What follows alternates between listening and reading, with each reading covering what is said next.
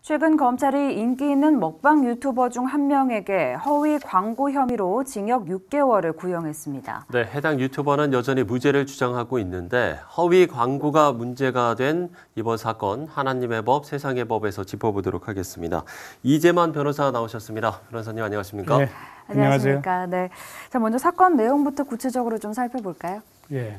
그 유튜버 먹방 유튜버 중에 이제 벤츠라고 있는데 그 아주 인플루언서로서 상당히 많은 그 팬들을 이제 보유하고 있죠. 네. 그래서 이제 이런 많은 그 유튜버들이 그 팬들이 많은 그 유명 유튜버들은 네. 결국은 자기의 그 영향력을 이용해서 물건을 판매하기 시작했죠.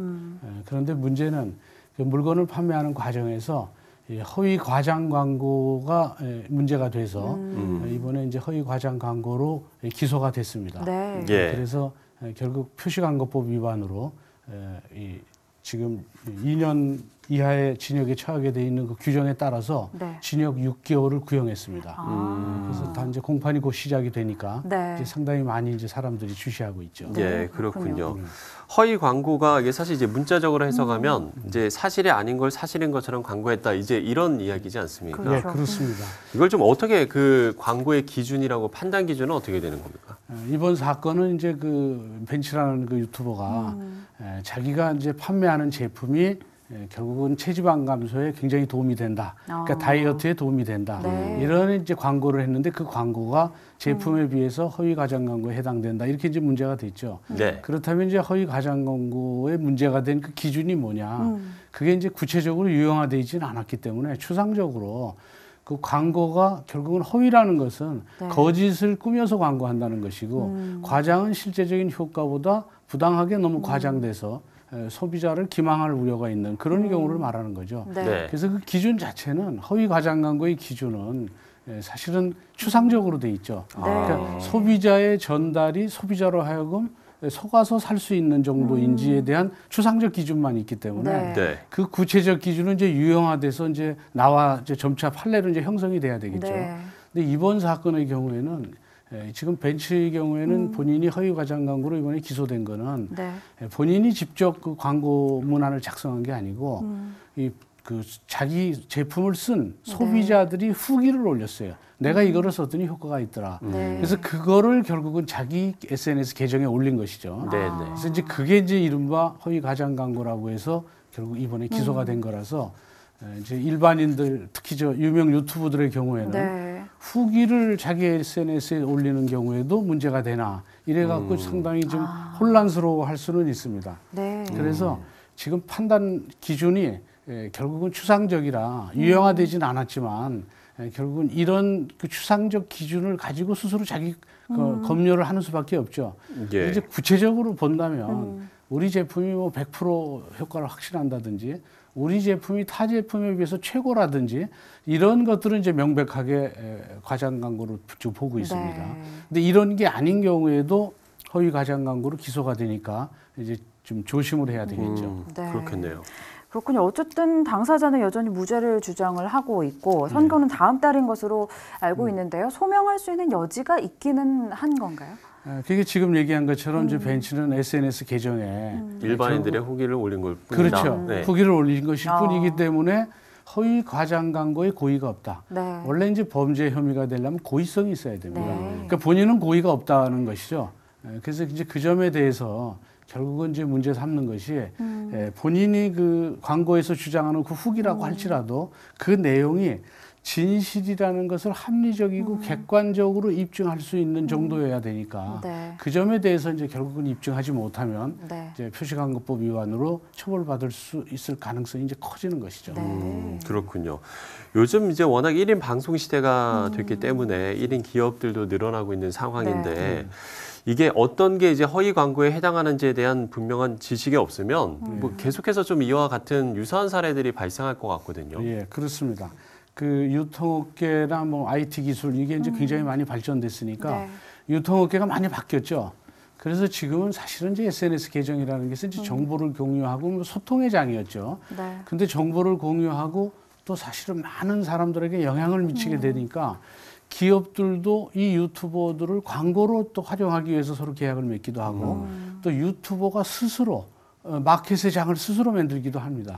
그래서 지금은 이 여러 가지 마켓이 그 온라인을 통한 마켓이 훨씬 더 커지고 있어요. 네. 그러다 보니까 이제 이런 문제들이 있고 또 허위 과장 광고에 대한 유혹도 굉장히 커지는 것이죠. 예. 그러다 보면 결국은 이 유튜버들에 의한 것이 실제적인 기업이 아니고 개인 방송에 의해서 하는 경우에는 많은 사람들이 피해가 늘어날 수가 있어요.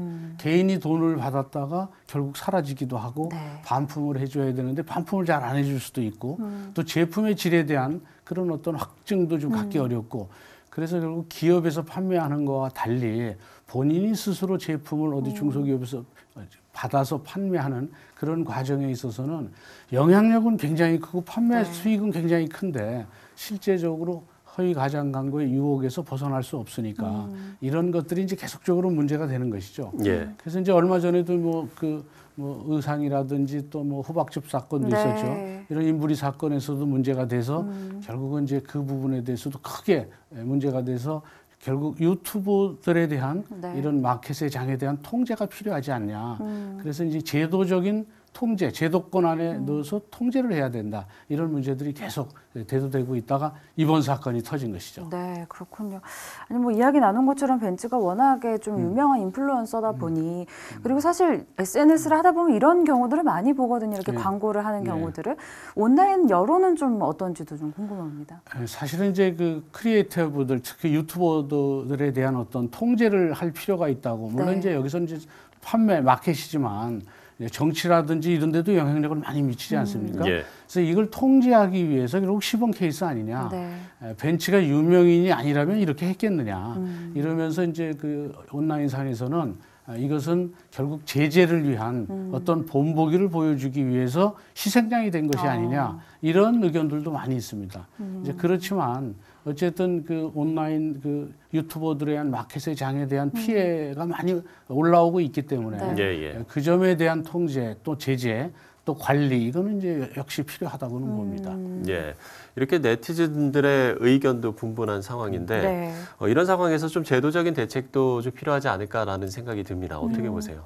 예, 사실은 이제 그 1인 방송을 이 방송법에 의해서 규제하면 됩니다.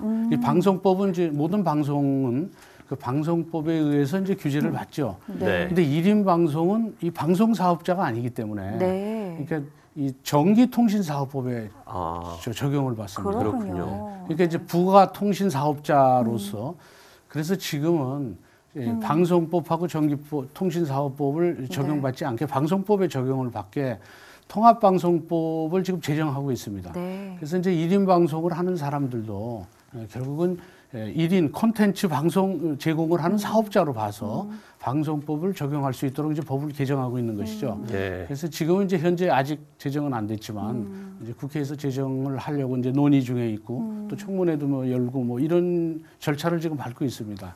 그래서 세상은 빨리 변하지만 네. 법이 국회에서 통과가 돼야 되기 때문에 바뀌는 세상 변화만큼 법이 따라가지 못하는 것은 전 세계가 다 비슷해요. 네. 그래서 바뀌면 이제 뒤늦게 법이 따라가고 뒤늦게 따라가고. 근데 1인 방송이 딱 이제 그런 형국입니다. 1인 방송의 영향력이 상상을 초월할 정도로 많아졌는데. 그렇죠. 그리고 요새 이제 그 마켓장을 보면 SNS 계정에서 보면 한번 인스타그램에서 이제 통계를 한번 내본 적이 있죠. 그랬더니 한 90% 정도가 그 유튜버들의 글을 보고 거기에 연계된 제품을 구입했다는 사람이 한 90%쯤 돼요. 네. 예. 그러니까 그만큼 영향력이 굉장히 커졌죠. 네. 그런데도 규제를 하지 못하니까 더군다나 1인 방송은 1인이 책임지는 거 아니에요? 1인이 자산이 없을 때는 또 피해자가 그대로 또 피해를 볼 수도 있고 그래서 지금 이제 통합방송법에 의해서 결국은 이제 제재를 하려고 지금 하고 있는 것이죠. 네, 그렇군요. 좀 구체적으로 좀 대안들이 좀 마련됐으면 좋겠다라는 생각이 들고요.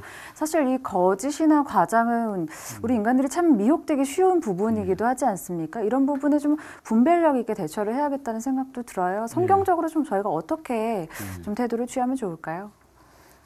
잠언 19장 9절에 거짓 증인은 벌을 면하지 못할 것이요 거짓말을 뱉은 자는 망할 것이니라 이런 son구처럼 네. 예. 결국 허위 과장 광고를 하는 사람들은 이제 소비자들로부터 결국 외면당하게 되겠죠. 네. 또 인터넷 시대이기 때문에 그 그 외면당하는 속도도 빛의 속도처럼 상당히 빠릅니다. 네. 그래서 허위 과장 광고는 결국 곧 도태에 이르게 된다. 네. 이거를 명심해서 허위 과장 광고가 아닌가 이런 점에 대해서 스스로 자기가 스스로 검열을 해서 허위 과장 광고로 인해서 피해자가 또 소비자가 피해보지 않도록 이렇게 주의를 해야 되겠죠. 네. 예, 오늘은 이 허위 과장 광고에 대한 이야기들 네. 해봤습니다. 하나님의 법, 세상의 법 이재만 변호사와 이야기 나눠봤습니다. 오늘 말씀 고맙습니다. 네, 감사합니다.